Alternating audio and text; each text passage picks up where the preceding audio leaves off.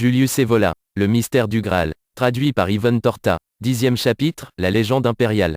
Le Seigneur universel. Sous l'aspect que nous venons d'indiquer, la légende d'Arthur se présente comme une des nombreuses formes de mythe général de l'empereur ou dominateur universel invisible et de ses manifestations. C'est un thème qui remonte à la plus haute antiquité et qui a aussi un certain rapport avec la doctrine des manifestations cycliques ou avatara, relative à la manifestation, à des moments déterminés et sous des formes variées, d'un principe unique qui, durant les périodes intermédiaires, subsiste à l'état latent. Ainsi, chaque fois qu'un souverain a présenté les traits d'une sorte d'incarnation d'un tel principe, a surgi obscurément dans la légende l'idée qu'il n'est pas mort, qu'il s'est retiré dans une région inaccessible d'où il se manifestera à nouveau un jour, ou bien qu'il dort et devra se réveiller.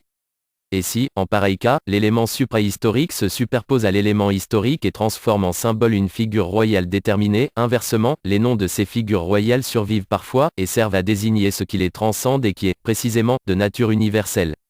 Mais l'image d'une royauté à l'état de sommeil ou de mort apparente est proche de celle d'une majesté royale déchue, lésée, paralysée, non dans son principe intangible, mais en la personne de ses représentants extérieurs et historiques.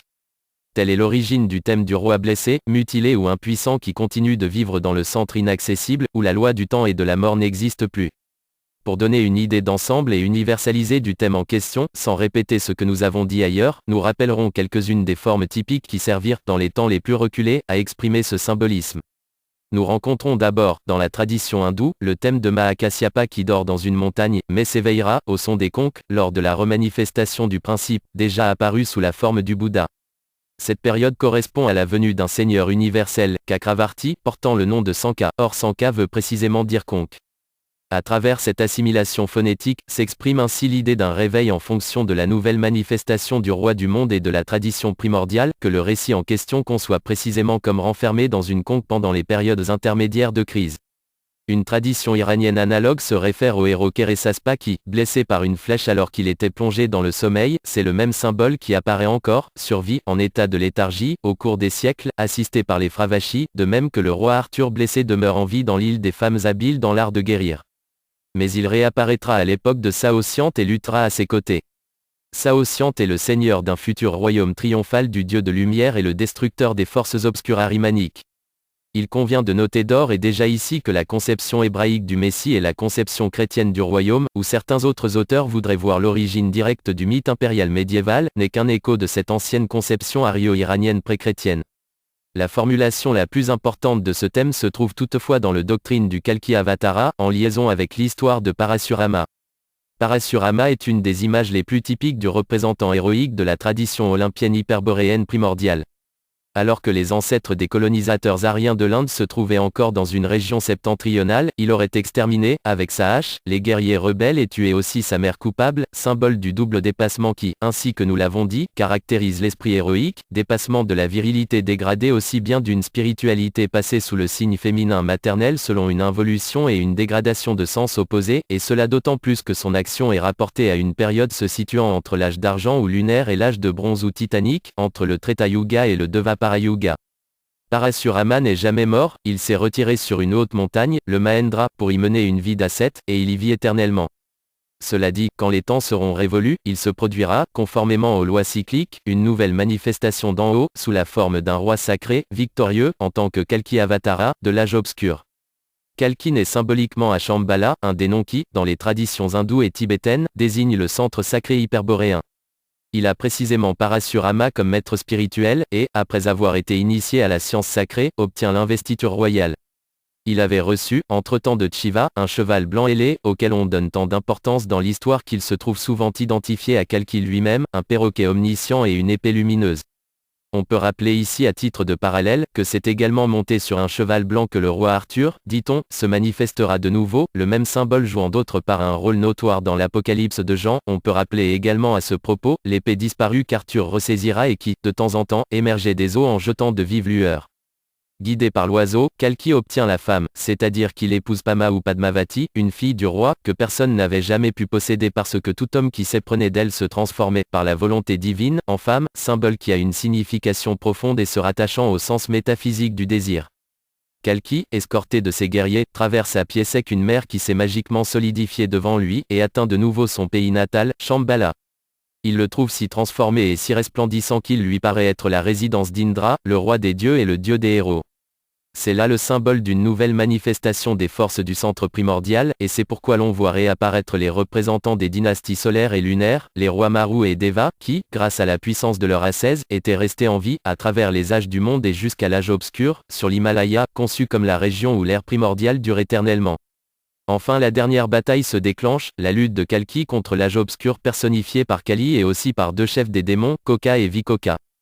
Cette dernière lutte est particulièrement dure, parce que ces démons ressuscitent tour à tour et renaissent indemnes dès qu'ils touchent terre, mais, finalement, Kalki en sort vainqueur.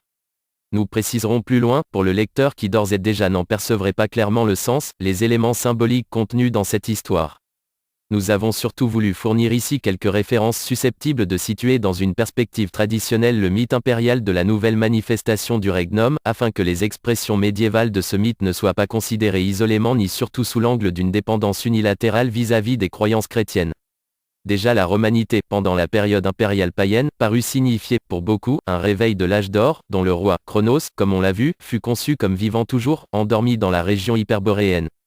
Sous Auguste, les prophéties sibyllines annoncèrent un dominateur solaire, Rex a Coelo ou Ex Solemissus, auquel semble aussi se référer Horace quand il demande que le dieu hyperboréen de l'âge d'or, Apollon, arrive enfin, ainsi que Virgile, quand il annonce également l'imminence d'un nouvel âge d'or, âge d'Apollon et des héros. C'est ainsi qu'Auguste conçut pour lui-même une filiation symbolique remontant à Apollon et que le phénix qui revient dans les images d'Adrien et d'Antonin se trouve étroitement lié à cette idée d'une résurrection de l'âge primordial à travers l'Empire romain. On peut considérer que la théorie de la pérennité et de l'éternitas de Rome se fondait sur le pressentiment du lien qui unissait Rome au principe suprahistorique et métaphysique de l'impérium, si l'on tient compte du processus, déjà expliqué, en vertu duquel ce qui est propre à ce principe, se trouve transposé dans l'une de ses manifestations historiques. Pendant la période byzantine, le mythe impérial reçoit de méthode une formulation qui, plus ou moins liée à la légende d'Alexandre le Grand, reprend quelques-uns des thèmes déjà mentionnés. Nous y trouvons, entre autres, celui d'un roi tenu pour mort, qui s'éveille de son sommeil et crée une Rome nouvelle. Mais après un règne de courte durée, les gens de Gog et Magog, auxquels Alexandre avait barré la route, font irruption, et la dernière bataille s'engage. C'est le même thème qui, au Moyen-Âge gibelin, sera repris et amplement développé. L'empereur attendu, caché, jamais mort, l'empereur qui s'était retiré dans un centre invisible ou inaccessible, se transforme ici en l'un des plus grands représentants du Saint-Empire romain, Charlemagne, Frédéric Ier, Frédéric II. Et le thème complémentaire d'un royaume dévasté ou devenu stérile, qui attend la restauration, trouve son équivalent dans le thème de l'arbre sec. L'arbre sec, associé à une figuration de la résidence du roi du monde, dont nous parlerons plus loin, reverdira lors de la nouvelle manifestation impériale et de la victoire contre les forces de l'âge sombre présentées, d'une façon conforme à la nouvelle religion, sous une forme biblique et chrétienne, comme les gens de Gog et Magog faisant irruption à l'époque de l'Antéchrist. Cela n'empêche pas que l'image de Frédéric II ou du roi Arthur sur la montagne, de même que celle des chevaliers d'Arthur qui s'élancent de la montagne pour chasser, nous ramène aux anciennes conceptions nordico-païennes, au Walhalla en tant que résidence montagneuse d'Odin, chef des héros divins, et à la phalange des âmes des héros choisis par les femmes, les Valkyries, qui, de bandes sauvages de chasseurs, se transforment en armée mystique pour livrer, sous la conduite d'Odin, la dernière bataille contre les êtres élémentaires. À travers d'innombrables variantes, cette légende réapparaît durant la période d'or de la chevalerie occidentale et du gibelinisme. Au sein de la fermentation prophétique éveillée par l'idée de la venue du troisième Frédéric, elle trouve sa conclusion dans la formule énigmatique de l'empereur vivant et non vivant. Ses yeux se fermèrent et perdirent la vue avec la mort, mais il survit et se distinguera parmi le peuple. Il vit et ne vit pas, celui dont les branches poussent et qui se tient cependant à l'écart des nouvelles pousses. Il vit, il ne vit pas, cette formule sibylline contient le mystère de la civilisation médiévale au moment de son déclin. Le roi blessé, le roi en léthargie, le roi qui est mort bien qu'il paraisse vivant, et qui est vivant bien qu'il paraisse mort, etc., sont des thèmes exactement semblables à ceux que nous retrouverons dans le cycle du Graal, animés d'une vie particulière et d'une force suggestive à l'instant final du suprême effort de l'Occident pour se reconstruire en tant que grande civilisation spirituellement virile et traditionnellement impériale.